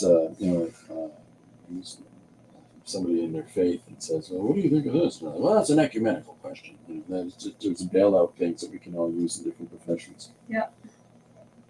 Well, I'll have to check with management on that. You know, they're all the same. Yeah, I'll go look in the back. We'll take a look and see what we've got in our stock and get back to you. Yeah, if anyone's ever worked retail, look in the back means I need a break from you for 5 minutes. I'll take a look in the back means I just don't want to talk to you for a moment. Mm-hmm. Oh, here we go. Miriam was full blown. She says, use the end of the paper and align it on the other row of letters. Yeah, I don't know what I'm doing, Miriam. Where did I actually want to put this? Did I want to put it here? Yeah, I want to put it up here. Oh! Trying to see my mark.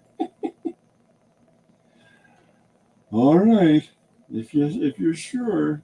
We're just gonna go for it. We're just gonna do it.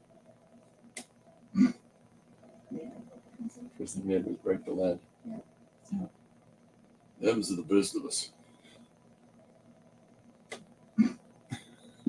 Maybe this isn't the one to use. Maybe try here. Try something that's got a little more mustard to it. Yeah, there we go. These are also really old too, right? So just So if it doesn't work, it's not my fault. Oh, you can actually see it like falling off the paper. Yeah. Cool. Okay.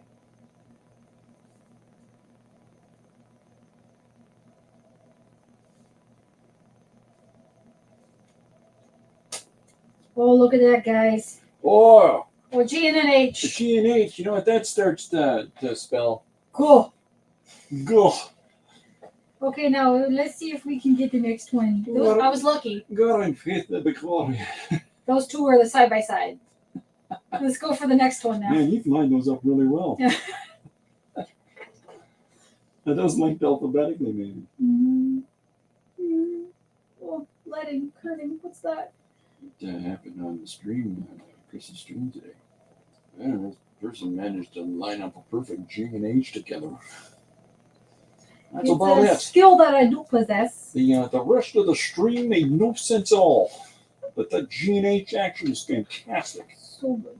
I tuned back in to see more of the use of the letters like that. Takes me back. Be back to when I used to live inside of a printer. You know that once there was a time where letters only appeared when you actually wrote them down with a stick in the mud. Oh, good old mud stick.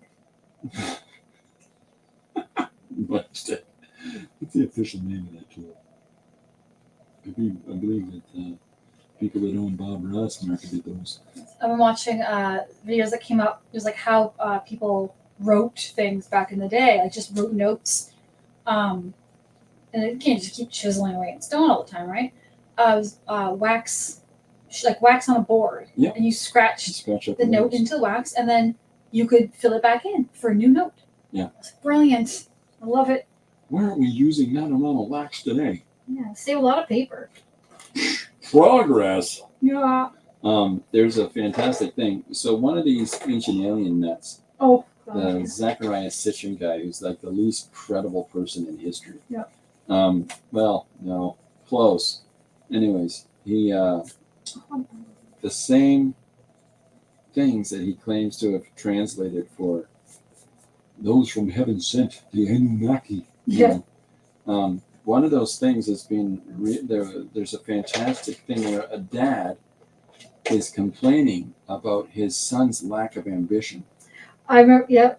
And this Sumerian cuneiform little piece of clay that they've managed to find where it's easy. I wish my son would get it together and get a job. Yeah. I love that so much that we find these ancient texts and it's just somebody complaining about their lazy kid. Yeah. That's how you know that society was real. Yeah, I think there's another note. There was a boy complaining about having to do his homework. Fantastic. There you go. I have only 56 years of experience with letteracy. Tristan, use the second so you can put the first O over the H. What? Use the second. Oh, she's talking about use the second line down below. And that's how you justify the letters and the spacing. Is that when you hold it over, you check the spacing on the next line. Okay. And How that's does how it? I might be a slow learner, Miriam. It'll sink in eventually. Well, you're trying an application of something you've never done before too. But you're lucky you got. That's right. But you're lucky you got some old furniture in there. With, Oh, lots see, of look, that's brilliant. experiences. Look at that. I mean, I think the first time I ever used this stuff was probably like, I don't know, I would have been maybe 10. Yeah. And that's at least 20 minutes ago. That's a time and a half, that's for sure. Where's the Considering you? that I'm now 39 Eh. and Yeah, holding. we're the same age. Pretty Totally. good. Totally. Nice.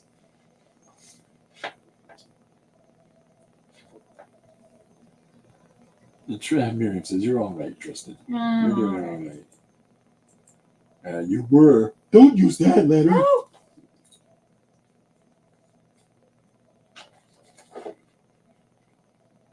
Yeah, one of the things that used to be a real pet peeve to me is the people that don't do a thing, but they have all the advice in the world for you on how to do a thing. That's not what we're talking about, like with Miriam, Miriam's lecture said for years. Right? Yeah. But the person that doesn't do the thing that you're doing, Mhm. you should try it this way, and the condescension that sometimes that they'll talk with. Yeah. I don't know about Have you you, but considered- if I was to do it, I'd try it this way. Do you want to try it? No, you're doing all right. That's, You're figuring it Below out. my pay grade. All of them? Those people should be executives. Yeah, really hard to. Those people should be at the front of the line on Zombie Day.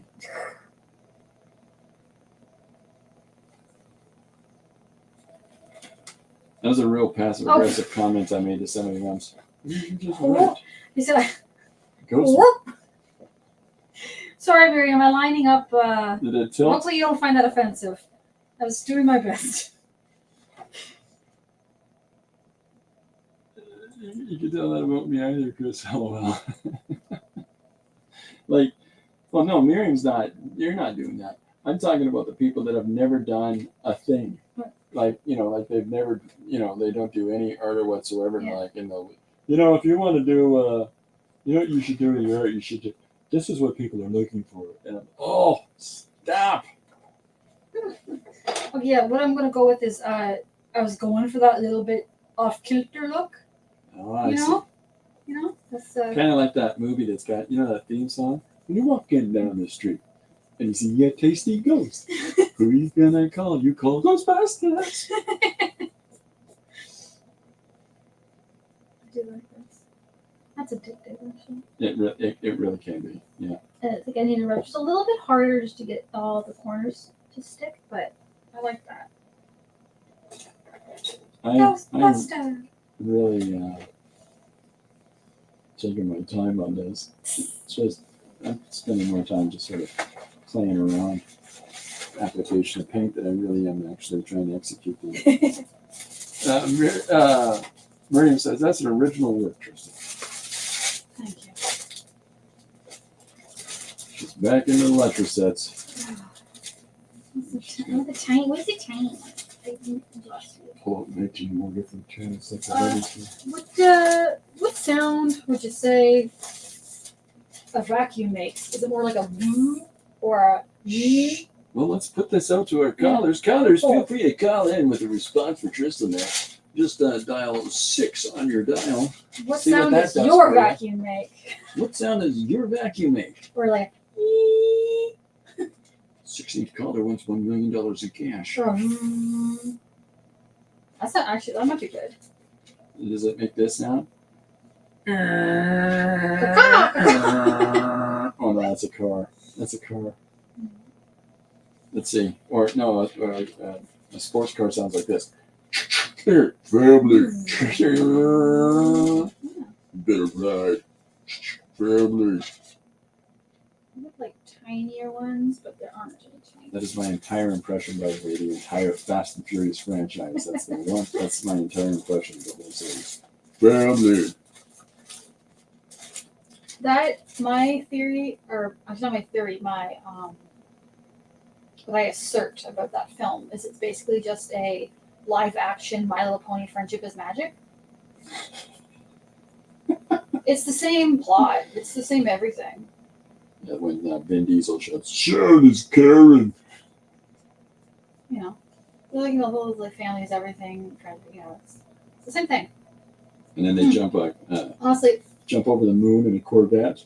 any ensemble cast where their friendship is what saves the city, world, whatever. That's My Little Pony Friendship is Magic. One of my favorite moments in all of these superhero films is where Chris Pratt as Star-Lord does the dance. He tries to have a dance off with the bad guy. Yeah. That's good stuff. You can put some lines as if the ghost is influencing the letters. You put some lines in there. Wiggle lines. Wiggle, Wiggle, wiggle, wiggle, wiggle. I can do same kind of wispy ghostiness. Happens to the best of us. It's the best of us. Okay, I'm gonna go with a ver sound. What about how about this? How about Or maybe like a how do you do this phonetically? or like how about this? You were the kid that went up to your mom and said, "Mom, how do you spell this?" No, I was the kid that says, "Dad, how do you spell this? Look it up in the dictionary. Look it up in I the can't. dictionary." I don't know how to spell it." Honey, I'm busy right now. What are you coming to me with here? What is this? Yeah, there's a lot of crying around homework time. How do you spell anti-dis stamp? Oh, let me start again. Anti-dis stamp.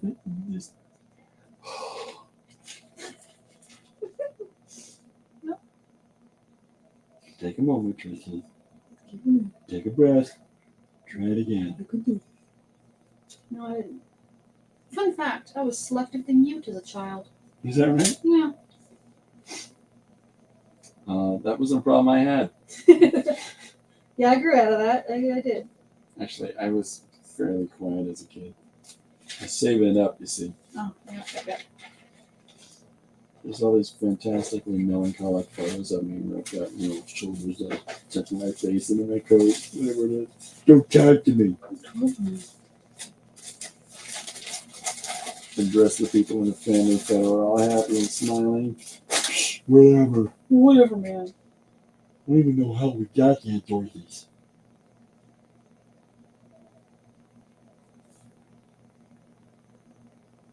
Cousin Jamie's got all these cool toys in his room and suspends them from the ceiling so I can't even play with them. That's actually a true story because Jamie would do all the Star Trek and Star Wars models and pin them all to the ceiling by strings. And he'd always say, "Don't let you click through my room." So I make all these things flap in the wind. You just can't run through that room or you just bring absolute calamity to his display there. That's awesome. Can I see it? See with your eyes, man. Late 70s, early 80s. You got walk through which was the better and the more original of the two. Was it Battlestar Galactica and Star Wars? And I thought, oh, my cousin's so cool. He knows what's what.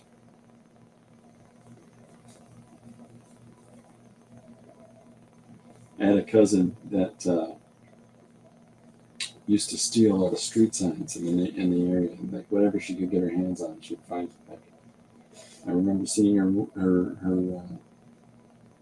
room one time, and this is in the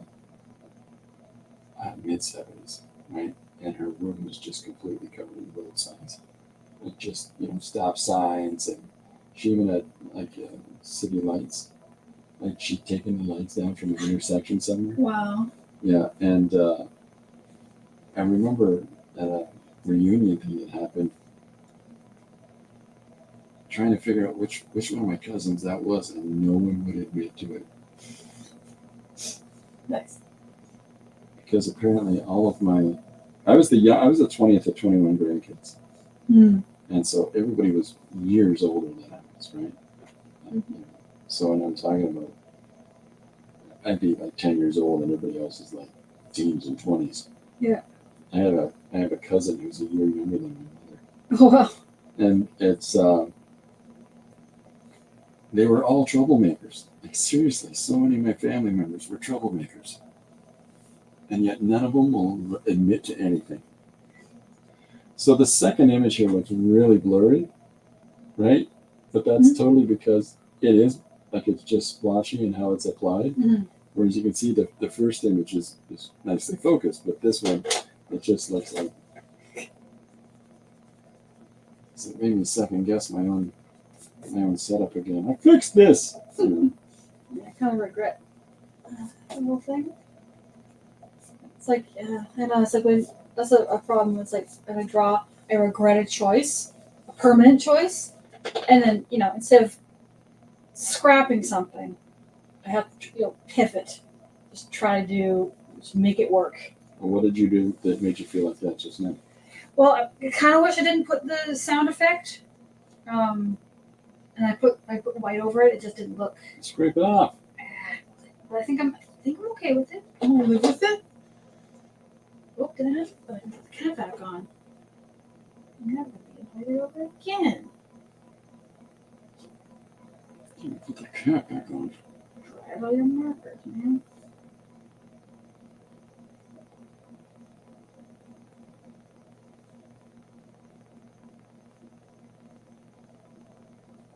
Yeah, you have to put the cat back on. Otherwise, who knows what's going to happen. Little tiny little genies you have hiding in the pens that help you draw. Escape. The whole village was there.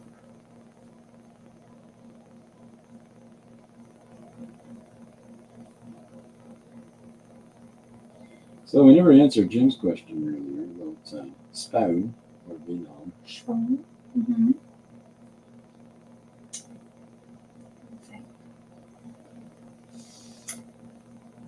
think I'm If you going don't- to prefer Venom. If you don't realize he's referring to comic book things, that is a really random sentence. Yeah, yeah. Which do you prefer? Spawn or Venom? Okay. Yeah, I think I'm gonna go with Venom.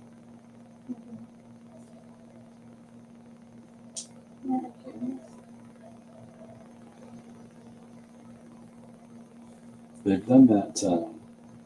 They've incorporated him into these new films. And played by Tom Hardy. It's Mhm. very funny. Yeah.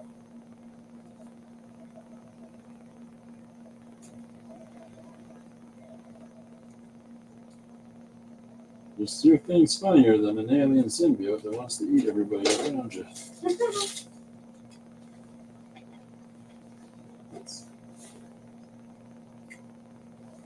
Take over, buddy.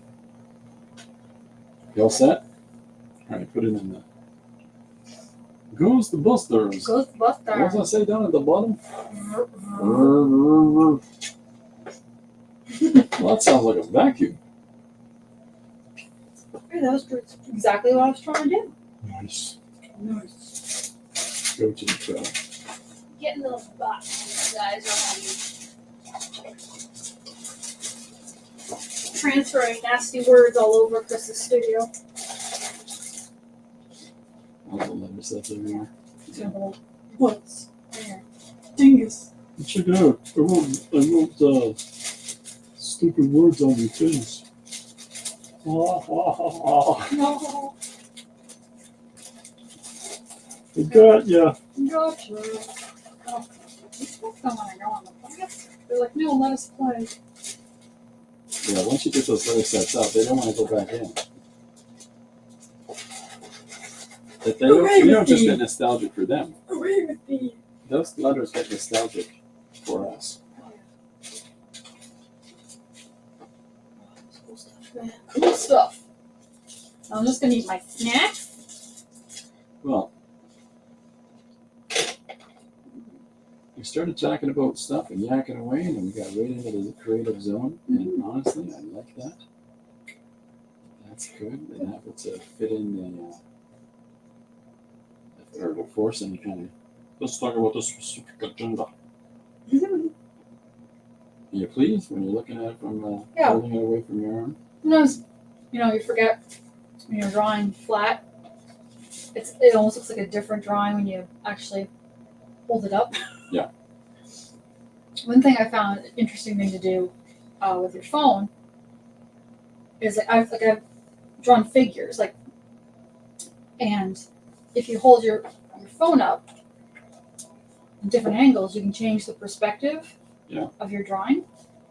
So it's we used to. That was something they used to show us to do in the mirror. yeah, see, the same that kind of idea. So it's like you can take make it like a digital version. You're like, oh, I really would like this perspective a little bit more. And then you put it on your Instagram, and everybody thinks you drew it that way. Oh, I like that. So cool. That's where everything turns left. Suckers, it turned right. I just looked at horizontally. Mm-hmm. They'll never know. So and so is from the turn left crowd. Well, I have been playing with pigment here for a little while. Just, here's the first one. Oh, that's a little scary. Yeah, I scared myself a little bit. But is there anything that you want to chat about before we take off today? Is there? Do you want to tell people what your Instagram is? So got a couple peanuts in there. I've already mentioned about I've referred a few times when cat conversations come up. That you have a male cat named Lucy. Lucifer. Yeah, Lucy. Yep. You good boy. yeah, good old Lucy. I'm sure his name has not affected his life whatsoever. No, he was He's a destined strange- to be well behaved. He's a strange man. So there's your finished image. Tilt that. I wrote my Instagram on there. Bring it down a little bit too. No, tilt it up. Yeah. And then move it down this way. The picture. Yeah. There you have it. Mhm. Brilliant. Are you gonna sign it? I should. No one steals it from me.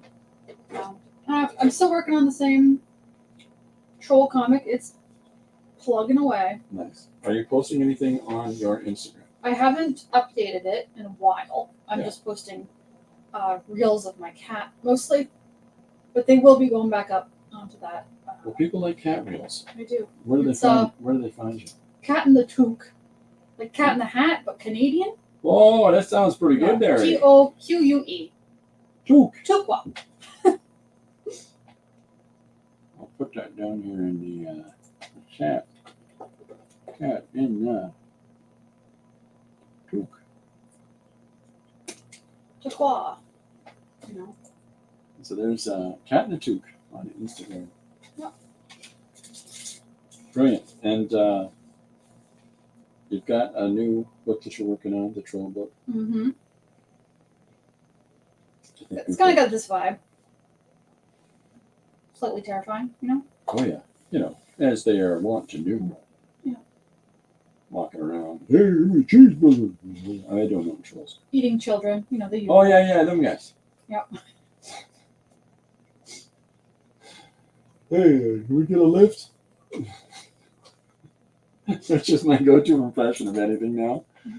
You know, assassins. You know, hey, we get a lift? Or they do like assassins do. Yeah. The serial, stabbers there, you know. Hey, give me a lift. You're an Uber driver. All right. Yeah. The thing I was laughing at the other day, by the way, that sort of Norman Macdonald thing, was him doing an impression of Bob Eubanks, which just sort of shows my age. Because Bob Eubanks was like the Cubs announcer in like the 80s or That's 90s very or something like that. specific. Yeah, and Yeah. But he was in all kinds of shows. Okay. He was on all kinds of television shows and he'd do all kinds of guest appearances. But he was this guy who, the story is, he has Norm come and visit him at the baseball park, and John Fogerty is in the stands from CCR, from Yeah. Creedence Clearwater Revival. John Fogerty, you know, he's a musician there, writes all kinds of music. Hold on there, Norm, I'll get him to come on up here and sing a song for you. And that's what had me laughing during my stream the other day. But it's impossible to explain that to people. Like, that's such an obscure and dumb joke. Yeah. Get him on up Well, you here. got He's that right. He's got all kinds of number ones. It's a Bob Eubank impression. Oh. Nobody's ever gonna know who that is.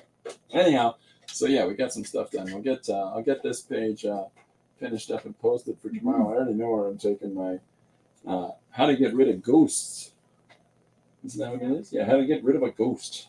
And Miriam, your way of getting rid of a ghost is with a vacuum. Tristan, I mean, plasma's plasma, right? Tristan uses a vacuum. She's a vac straight. Just get that ghost sucked right up in there and throw the bag in the garbage. Oh, so that's my mistake. I used a canister vacuum.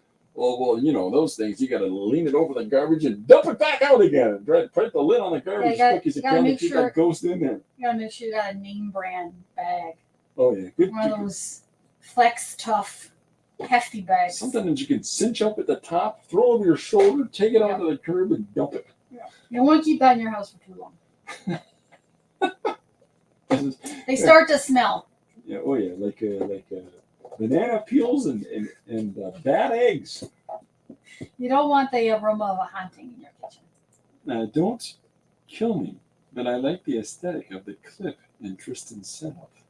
Oh. Oh, so both of these, I have two clipboards in my studio. One is left, and the other one is right. And on the bottom, if you pull the paper off, one is positive. Hold on, I gotta get the text off the screen.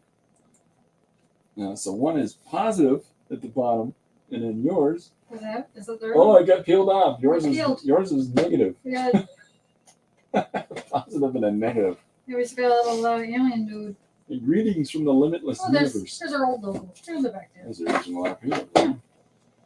Yeah, positive and negative, left and right. Why are they called left and right? Because I found stickers of left and right. Deep thinker. You This gotta one. put stickers on something. Deep thinker. That's what I am. Yeah. All right, Yeah. right. This has been fun. Thank you very much, everybody, for hanging out. Thank you for the interaction and engagement. Thank you, Tristan, Just for coming hanging and out. joining in. Everybody, check Oh, out you're her both. her Instagram site at Cat in the Toque, and see some of her postings of Lucy. Mhm. And He's all this over is I got a friend who regularly posts images of Lucifer, and I got no problems with that. Love going Yeah. to the vet and hearing the name called out. Lucifer? Lucifer here? Does the vet call your cat with your last name? Full government name. Full- Lucifer, yeah. The whole full government. You try being gorilla shaped like I am and going into the Baby veterinarian and says, "Baby Runciman, can I have Baby Runciman's human to the front, please?" That's what I was told one time. I love it. And Miriam says, "Thank you so much, both of you." So thank you very much, everybody, for hanging out. I'll be back tomorrow at 2 p.m. EST. I might appear tonight doing another random live stream. I don't know. It's at this point, I'm not trying to capitalize on algorithms or any of that stuff that people with limited, like I've only got so many followers because it's not. It's important about engaging and hanging out with cool people than it is about massive numbers. But